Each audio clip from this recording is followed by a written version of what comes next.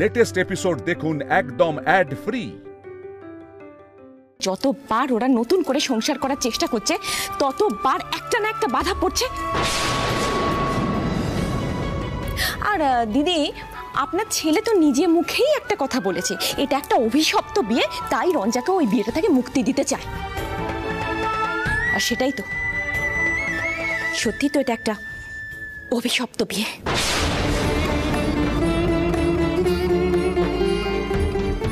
দিদি, আসলে অতীতের ঘটনাগুলো এতটাই লজ্জার, আমি ছেলের হয়ে গলা উঁচু করে কিছু বলতে পারি না। এসো বৌদি, এসো এসো। রঞ্জা, রঞ্জা তুমি আমার কাছে এসো। রঞ্জা, তুমি একটা কথা বলো তো, মল্লার কি আর আগের মতো আছে? বলো না, ও কি তোমাকে আগের মতো অসম্মান করে? রঞ্জা,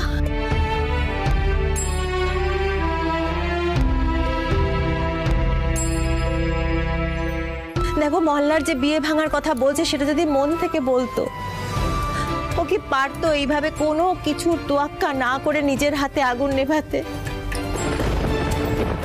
ও কিভাবে ঝাঁপিয়ে পড়লো, কিভাবে আতকে উঠে তোমাকে জড়িয়ে ধরেছিল, সেটা কারুর নজরে পড়লো না, কারুর না।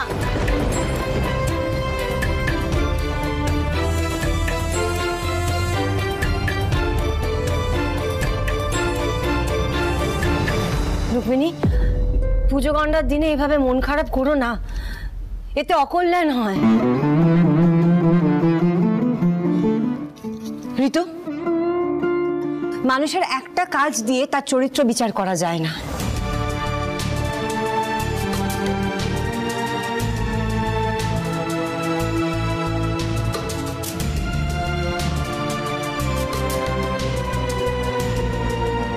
মল্লার কেন রঞ্জাকে ডিভোর্স দিতে চায় সেটা কিন্তু আমরা কেউ জানি না, ও কাউকে কিছু জানায়নি।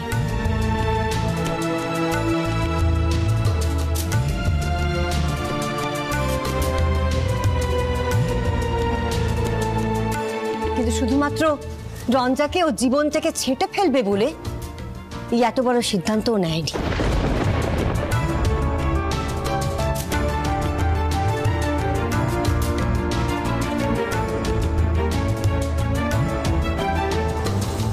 এর পেছনে নিশ্চয়ই অন্য কোনো উদ্দেশ্য আছে।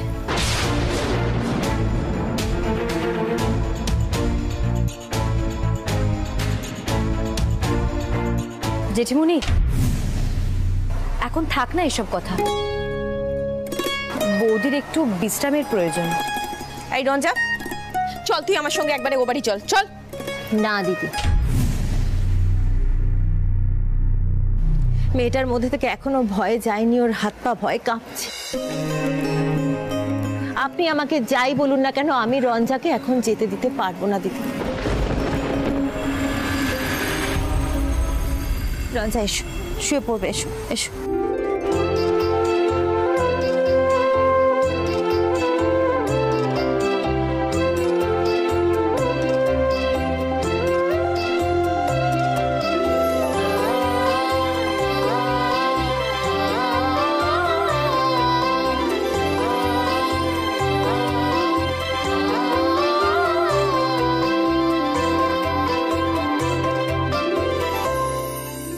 সোহিনী, এসবের মানে কি তুই বলতে পারিস? কি হচ্ছে এসব? হ্যাঁ, রঞ্জা এ বাড়িতে থাকতে পারে না, আদিত্যদা কিন্তু খুব রেগে যাবে। আর তাছাড়া এ বাড়িতে কুশল আছে, ওই বা কি ভাববে বলতো? না না, কিছুতেই এটা হতে পারে না। মা, বৌদির যেখানে ইচ্ছে বৌদি সেখানেই থাকবে।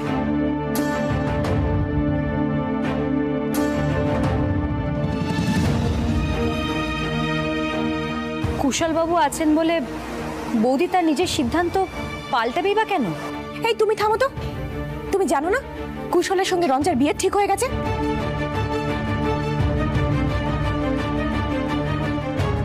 ও কাকিমণি, তুমি এত রেগে যাচ্ছ কেন? দেখো, বিয়ে তো শুধু ঠিক হয়েছে, হয়ে তো যায়নি।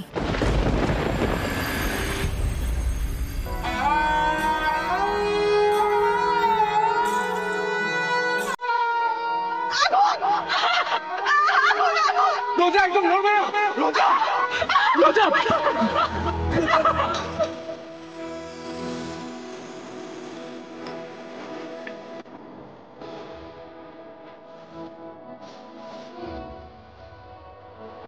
রঞ্জা, দেখো তোমার কিচ্ছু হয়নি।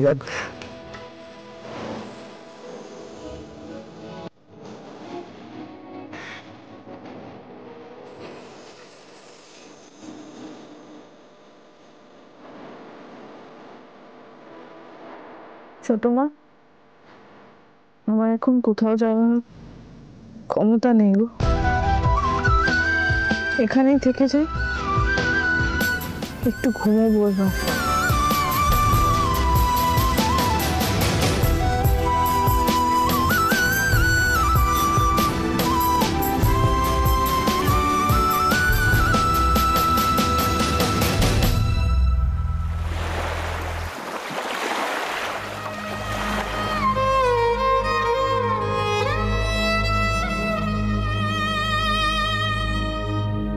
আহির, একবার ওপরে গিয়ে দেখো না রঞ্জা ঠিক আছে কিনা, কোথাও পুড়ে টুড়ে যায়নি তো? মল্লার তেমন কিছু হলো তো কেউ তো জানাতো, তাই না? তেমন কিছু হয়নি, তুমি চিন্তা করো না, একটু শান্ত হও। তবে তুমি সময় মতন আগুনটা তো নেভাতে পেরেছো। আরে কি করে শান্ত হবো বলো তো? আমার তো নিজের ওপর রাগ হচ্ছে। কেন ওকে চোখে চোখে রাখলাম না? একই নতুন শাড়ি পরেছে, তাও আবার সিল্কে, সাবধানে তো চলাফেরা করতে শেখেনি। মল্লারদা,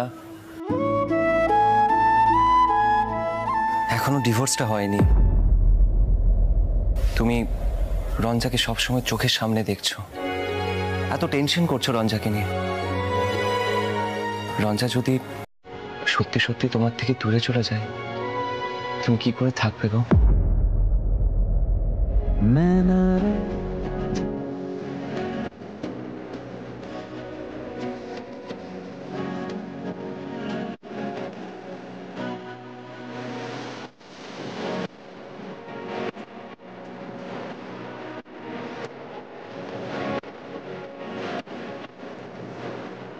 রঞ্জা যদি সত্যি সত্যি তোমার থেকে দূরে চলে যায়, তুমি কি করে থাকবে গো?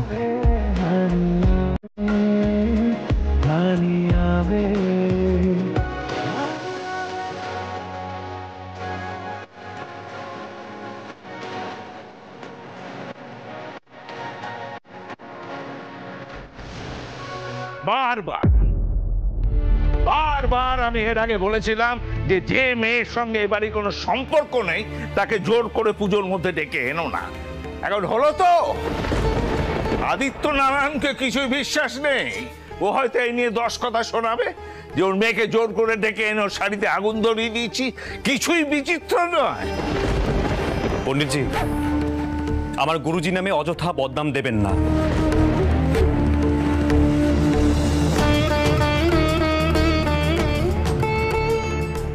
আমার গুরুজি এতদিন ধরে ধৈর্য ধরেই ছিলেন, এখন ধৈর্য হারিয়েছেন, তাই কাকাকে ডেকে কথা শুনিয়েছে।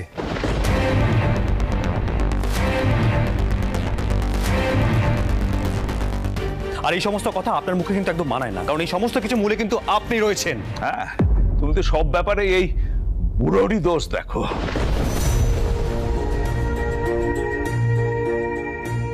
ভালো কথা বলছি, যেখানে বিয়ে টিকছে না সেই সময় ওই মেয়েকে আদিক্ষেতা করতে এখানে ডেকো না। দাদু, রঞ্জার একটা অ্যাক্সিডেন্ট হয়েছে, একবার তো জিজ্ঞেস করলে না ও কেমন আছে? না, করিনি, কারণ চিরদিনই ও অসাবধানী আর উড়নচণ্ডী।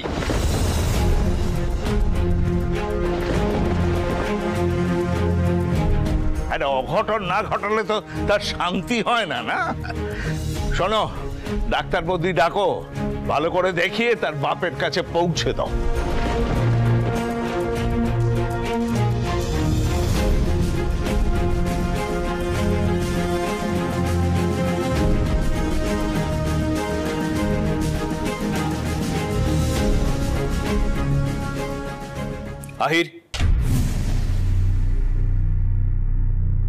আহির, ডক্টর আমিও দেখাতে পারি, তুমি শুধু খবরটা আনো রঞ্জা কখন বাড়ি ফিরবে। রঞ্জা এখানেই থাকবে।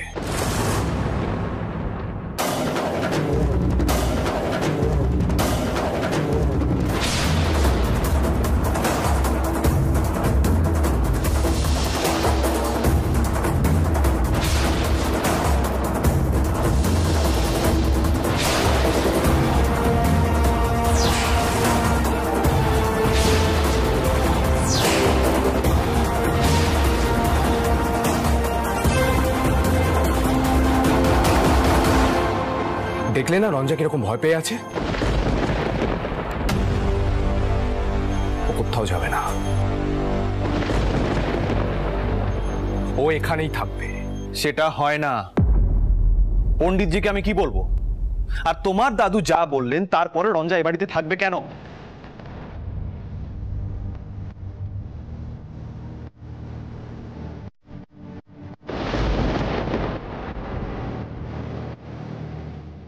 আহির, আহির প্লিজ রঞ্জাকে ডাকো এবার। বললাম না রঞ্জা এখানেই থাকবে।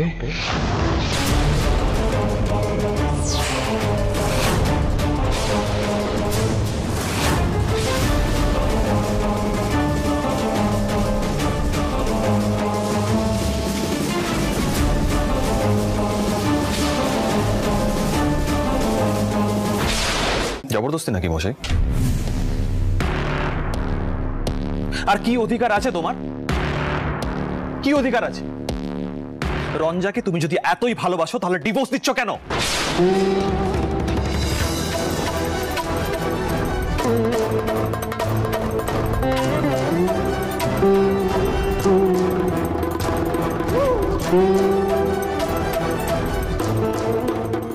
অতটা বোঝার মতো ক্ষমতা না তোমার নেই কুশল। আহির প্লিজ একবার যাবে, পিলুকে গিয়ে জিজ্ঞেস করতে বলো রঞ্জাকে ও কোথায় থাকতে চায় আজ।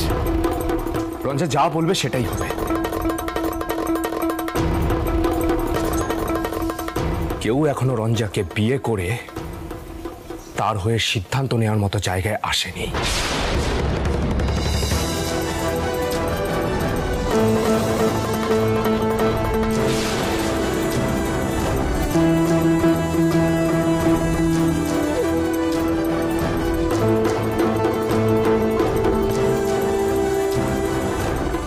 বাড়িতে দুম করে কোথাও যাওয়া যায় না, সেই কারণে আমি এখানে দাঁড়িয়ে আছি। আহির প্লিজ কিছু একটা করো, আমি কিন্তু নিজেকে আর সামলাতে পারছি না।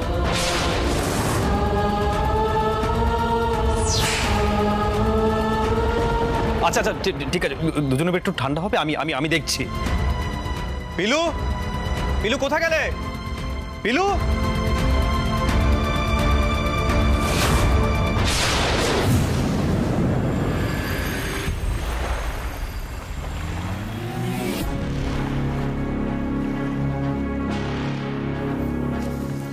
কুশল, রঞ্জার শরীরটা না এখন দুর্বল লাগছে, মনে হচ্ছে না আজকে উঠতে পারবে।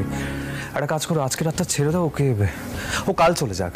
আহির কেউ এতটাও দুর্বল হতে পারে না যে বাড়ি ফিরতে পারবে না। আমি আছি তো, আমি সাবধানে রঞ্জাকে নিয়ে যাব। এই শোনো, ভালো কথা বলছি, রঞ্জাকে আজ এখানেই থাকতে দাও। এই বাড়িতে কোনো বাঘ ভাল্লুক নেই যে রঞ্জাকে খেয়ে ফেলবে।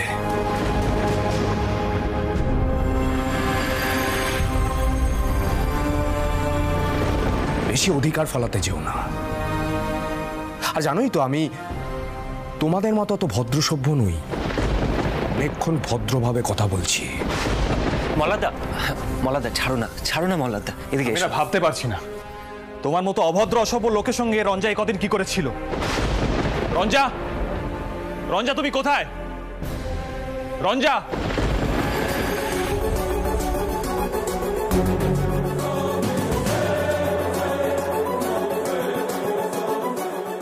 কুশল তোমাকে তো আমি বলছি ও যেতে পারবে না।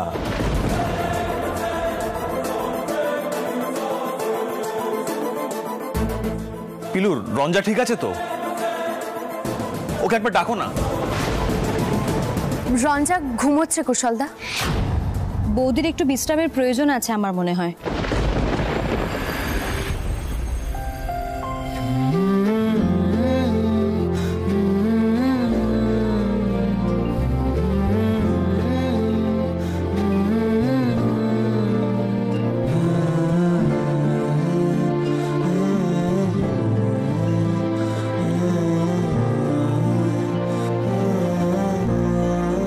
কুশল, বলছি আমি না আজকে আর কোথাও যেতে পারবো না।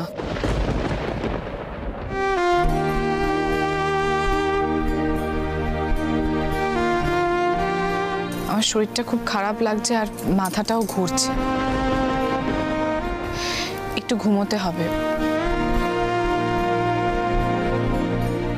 সরি। হ্যাঁ, তুমি বাবাকে প্লিজ একটু বুঝিয়ে বলে দিও। Ranja, are you sure?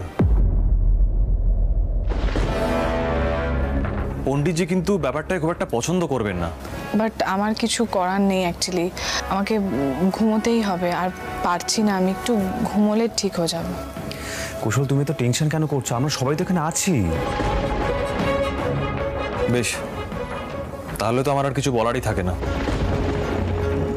তবে প্লিজ দেখো, কাল সকালে যাতে রঞ্জা সুরমণ্ডলের গেস্ট হাউসে ফেরত চলে যায়।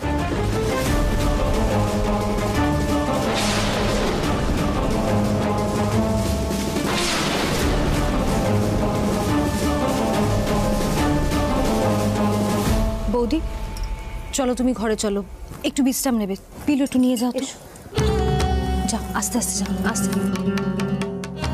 ছোট বউ, তোর আক্কেলখানা কি বল দেখি? দেখছিস তোর বউয়ের বিয়ে ঠিক হয়ে গেছে, তার বর এসে রীতিমতো হম্বি তম্বি করছে, জোর ফলাচ্ছে, কোথায় থাকবে, কতক্ষণ থাকবে, সে সব ব্যাপারেই তার বক্তব্য আছে। তাকে নিশ্চয়ই সেই জায়গাটা দেওয়া হয়েছে।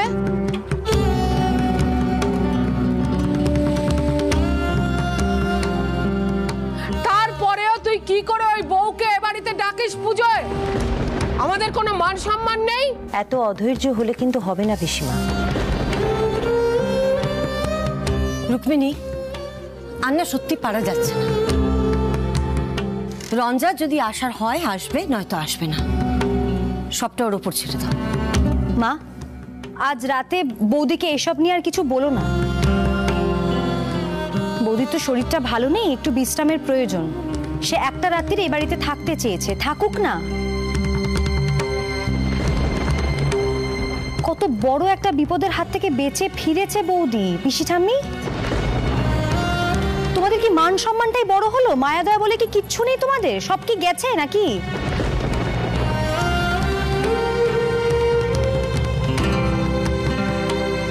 আমি বুঝতে পারছি না কি কি চাইছো কি তোমরা?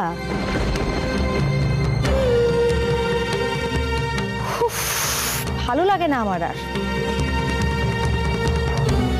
সত্যি এই পুজো বাড়িটাকে একেবারে মাছের বাজার করে দিয়েছে, আর সত্যি ভালো লাগছে না। পিসিটা মা, তুমি ছাড়ো না। মানে দেখো, রঞ্জা তো কিছু বলেনি, মান সম্মান কেন যাবে বলো? যা ভালো বোঝো তাই করো, আমার আর কি।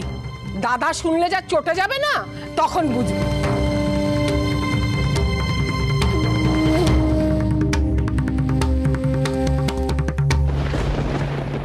না না না, আমি আর তোমার কোনো কথা শুনবো না। পিলু, এসো এসো, দাঁড়াও। এই যে, তুমি অনেক কাজকর্ম করে ফেলেছো, এবার তুমি রেস্ট করবে।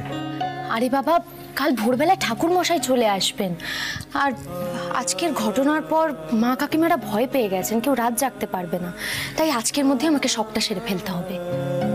পিলু, এইভাবে চলতে থাকলে না, কাল থেকে তোমাকে কেউ দেখতে পাবে না।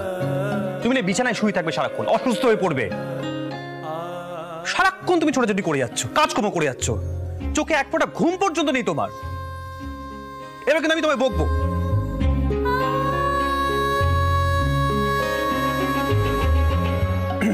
আচ্ছা শোনো,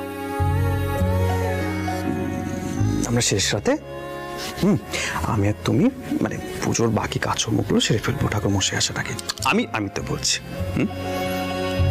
তুমি আর লক্ষ্মী মেয়ে, ওস্তাদজি কথা শুনবে না তো? এসো এসো, বসো। দেখলে তো, তুমি না সবসময় আমাকে ঝামেলায় ফেলে দাও।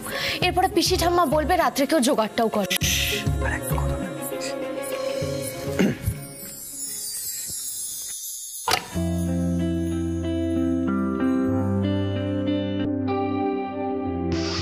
পিলু, পিসিটা আমাকে উত্তর দেওয়ার জন্য তো আমি আছি। আমি নিশ্চয়ই নিজের মুখটা বন্ধ করে রাখবো না, তাই না? এসো।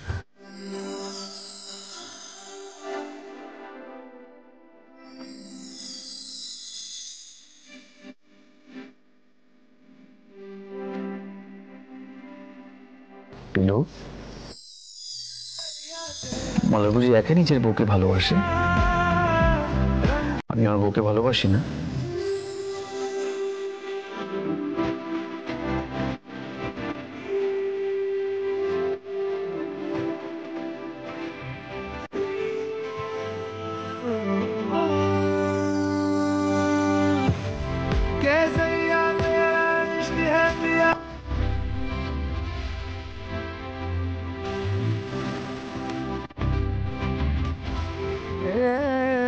सरिया